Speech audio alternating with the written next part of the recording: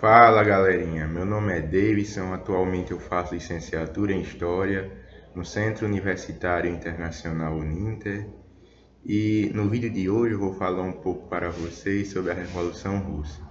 Bom, o período que eu vou retratar nesse vídeo vai ser mais ou menos no finalzinho do século XIX até mais ou menos o ano de 1923, quando é criada a República Socialistas Soviéticas, certo? Bom, no início, vamos começar pelo início, né? No início, a Rússia era um país muito atrasado industrialmente. Era governado pelo czar Nicolau II. Na época, o poder era muito centralizado na Rússia e tinha algumas indústrias, mas a verdade é que a maioria da população, 80% da população era de camponeses e viviam nos campos de forma bem rudimentar. Por exemplo, em 1860 foi quando foi abolida a servidão na Rússia. Mas até o final do século XIX ainda havia essa dependência dos camponeses na Rússia. E a fome, a crise, a inflação, o poder de consumo dos camponeses era muito baixo. O poder era concentrado econômico na mão de poucos. Em 1905, houve uma revolta conhecida como Domingo Sangrento. Na época, o Nicolau II, que era o czar da Rússia, ele reprimiu esses camponeses que tentaram reivindicar suas demandas, certo? E muita gente foram morta nesse dia.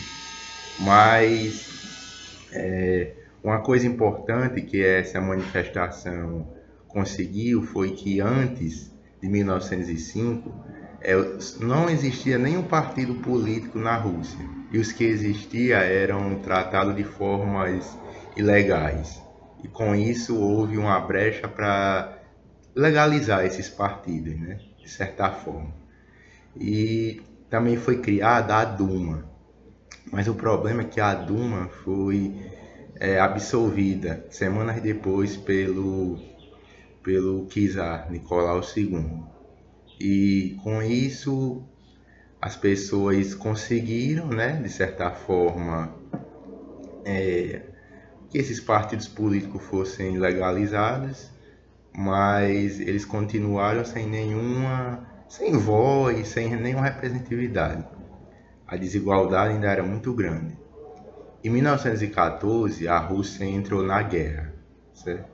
Aí com isso, muitos homens foram para a guerra e tal, e com isso a Rússia precisava se industrializar, né? E com isso, as mulheres também começaram a ter vez, né? Assim, porque os homens iam para a guerra e para trabalhar nas fábricas geralmente ia as mulheres. E em 1917, no mês de fevereiro, para eles é o mês de fevereiro por causa que eles seguiam o calendário juliano, não segue o calendário gregoriano, como nós seguimos, porque eles lá são a religião católica ortodoxa e nós aqui a religião católica romana. Mas eu vou usar como base o calendário deles. E houve uma pequena revolução, foi liderada pelos liberais. E com isso o czar ele foi deposto do seu poder. Só que uma das demandas mais importantes era que o povo queria que a Rússia saísse da guerra. Só que essas pessoas que assumiram o poder não tiraram a Rússia da guerra. E em abril de 1917 surge uma figura muito conhecida, que o nome é Vladimir Lenin. Ele era um russo, só que ele estava refugiado e depois ele voltou para a Rússia com o apoio da Alemanha. Ele veio num trem blindado. E com isso ele vai criar as teses de abril, que eram os sovietes para o povo. Sovietes eram conselhos liderados por trabalhadores, certo? E, e com isso vai ter uma grande adesão em massa da população ao partido bolchevique, que era o maior partido da ala da esquerda lá na Rússia. E na madrugada do dia 24 de outubro de 1917 é tomado o poder. E com isso, Vladimir Lenin vai ser a figura centralizada, a figura maior desse governo, e seu amigo Leon Trotsky vai liderar o Exército Vermelho. Só que vai ser criado o Exército Vermelho para combater o Exército Branco. O Exército Branco foi criado por liberais, pelos monarquistas, pela burguesia em geral, uma parte da burguesia, com o apoio de algumas nações do Ocidente, como Inglaterra e França, para barrar essa revolução socialista na Rússia. O que acontece é que o Lenin ele vai vencer esse Exército Branco. O Exército Branco ele era muito assim esparso, não havia muita comunicação. Eu costumo dizer que tinha exércitos brancos. Eles não eram coesos, assim, eles eram muito independentes, de certa forma.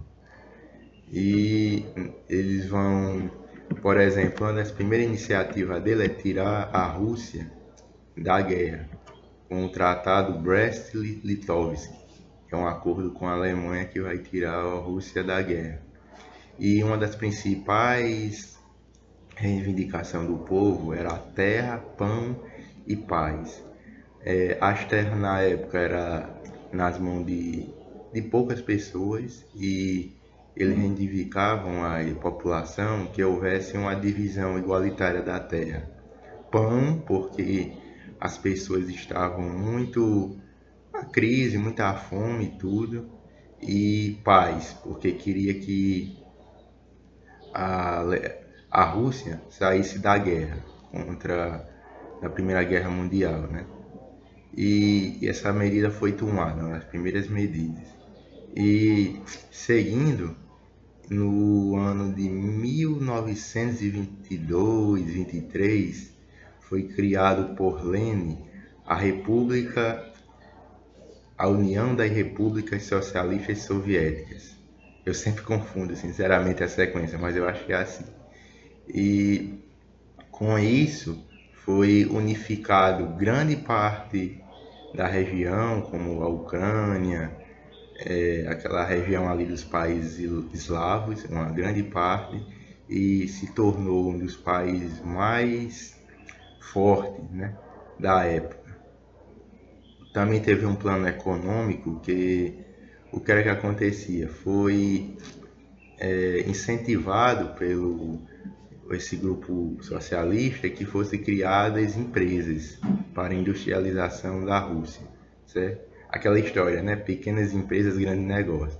Só que com o tempo, como essas empresas iam crescendo, o governo ele ia se apropriando dessas empresas, né? Porque, como vocês sabem, o socialismo tem uma grande concentração dos meios de produção nas mãos do Estado, né? Muita gente diz que é dos trabalhadores, mas na maioria das vezes isso é só no discurso de que na prática infelizmente não vai muito longe essas tentativas.